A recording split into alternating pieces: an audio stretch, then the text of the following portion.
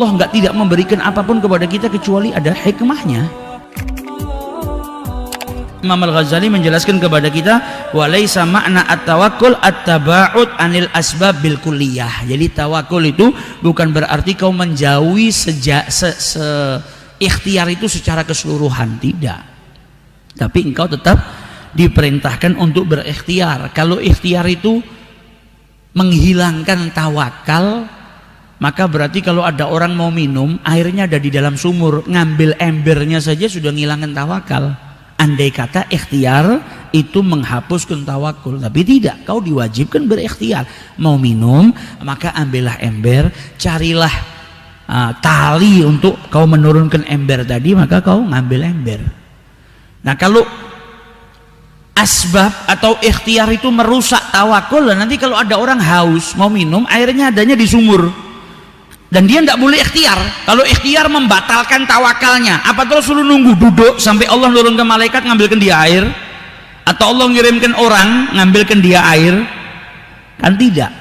Tetap engkau diperintahkan untuk berikhtiar, kemudian pasrahkan kepada Allah.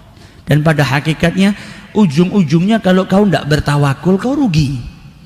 Karena ujung-ujungnya manusia yang tadinya nggak mau pakai tawakal, nanti kalau ada sesuatu yang susah kembalinya ke Allah. Jadi lebih baik dari pertama kau sudah tawakul. Ada orang yang ngandalkan kelihayannya, nggak bisa, saya nggak perlu tawakul. Saya ini orang cerdas, bikin gini, saya akan dapat hasilnya, akan dapat uangnya. Dia ngandalkan kekuatan dia, kecerdasan dia, nggak mau bertawakal kepada Allah. Akhirnya dia melakukan pekerjaan yang dia lakukan dengan teliti dan lain sebagainya, tanpa disangka-sangka ada yang menghambat, ada perkara yang menghambat pekerjaannya, dan dia nggak bisa lari daripada itu dan nggak tahu jalan keluarnya. Ujung-ujungnya kemana? Balik lagi ke Allah. Ya Rob, sukseskan pekerjaan saya. Ya Rob, mintanya sama Allah Subhanahu Wa Taala. Makanya manusia selain berikhtiar, maka hatinya diperintahkan untuk tawakul kepada Allah. Lah kalau hasilnya nggak sesuai yang saya inginkan, berarti nggak baik buat kau. Berarti Allah mau engkau seperti ini. Allah tahu mana yang lebih baik buat dirimu, dan kau tidak tahu mana yang baik untuk dirimu. Loh, saya tuh kepingin jadi orang kaya kok. Saya tuh pingin kerja mati-matian, kepingin sukses, kepingin gini. Ya itu kan menurutmu baik, tapi Allah lebih mengetahui mana yang baik untuk hambanya. Kalau hari ini engkau nggak sukses, ditunda kesuksesanmu, berarti ada yang lebih baik yang Allah hendak berikan kepada dirimu. Ditunda itu kan bukan berarti nggak dikasih. Misalnya ada seseorang yang kau sukai, saya itu cinta sama dia, kenapa saya minta tidak dikasih sama orang tuanya, akhirnya dia nggak jadi jodoh saya, menikah dengan orang lain. Ya karena bisa jadi dia tidak baik untuk dirimu. Tidak baik itu bukan berarti orangnya jelek loh ya. Engkau tidak ada kecocokan sama dia, bisa jadi. Maka Allah tahu mana yang lebih baik buat dirimu. Engkau tidak tahu mana yang baik untuk dirimu. Rahasia itu yang mengetahui hanya Allah Subhanahu Wa Taala. Ketika engkau bertawakal kepada Allah, hidupmu nikmat.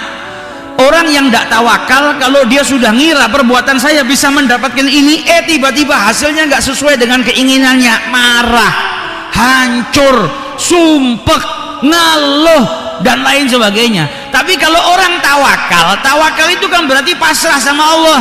Kalau berhasil sesuai dengan keinginan saya, yaitu baik buat saya, karena Allah tahu ini yang terbaik buat saya, maka dikabulkan. Kalau nggak baik, saya nggak dapatkan sesuai dengan hasil yang saya inginkan, berarti itu nggak baik buat saya, dan Allah tahu mana yang terbaik buat saya. Berarti apapun hasilnya itu baik, apapun hasilnya itu kehendak Allah dan itu baik buat saya. Nggak ada sumpek. Yang ada apa? Nggak matahkan semangatnya. Orang yang tawakul semangatnya nggak patah. Kerja di sini ternyata ini nggak baik buat saya, nggak sesuai dengan harapan, nggak terus gelontrok, nggak terus down. Yang ada cari yang lain. Karena apa? Bertawakal kepada Allah Subhanahu Wa Taala. Jadi at-tawakkul itu amalul qalb, amalan hati, bukan amalan fisik, dan bukan cuma sekedar pengakuan, tapi betul-betul hati kita berpasrah, bersandar kepada Allah Subhanahu Wa Taala. Jadi kita katakan apa? Tawakul itu thiqah billah, percaya penuh kepada Allah. Ini bagian daripada iman. Jadi tawakal itu sebetulnya bagian daripada iman, karena engkau menyerahkan perkaramu kepada Allah dan engkau percaya penuh kepada Allah. Percaya penuh itu hasilnya apapun kau terima. Oh berarti ini yang terbaik buat saya, gak sesuai dengan yang kau inginkan, ini terbaik buat saya dari Allah.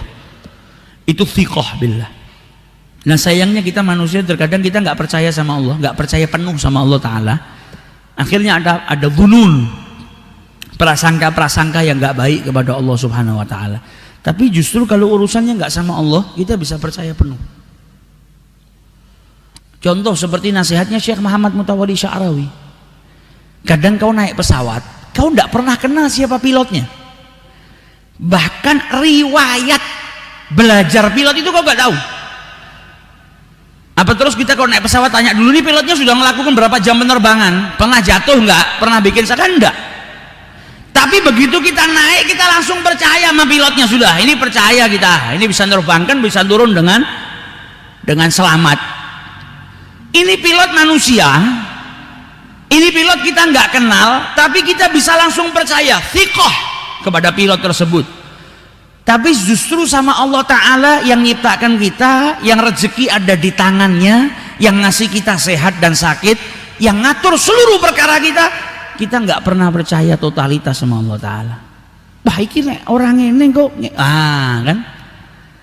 Akhirnya kalau nggak tawakul ada angan-angan. Kalau sampai tadi saya coba saya gini ya, kalau gini nanti jadinya gini, ini nggak berhasil gara-gara gini. Kau mau gini, kalau Allah nggak menghendaki kau dapat ya nggak dapat.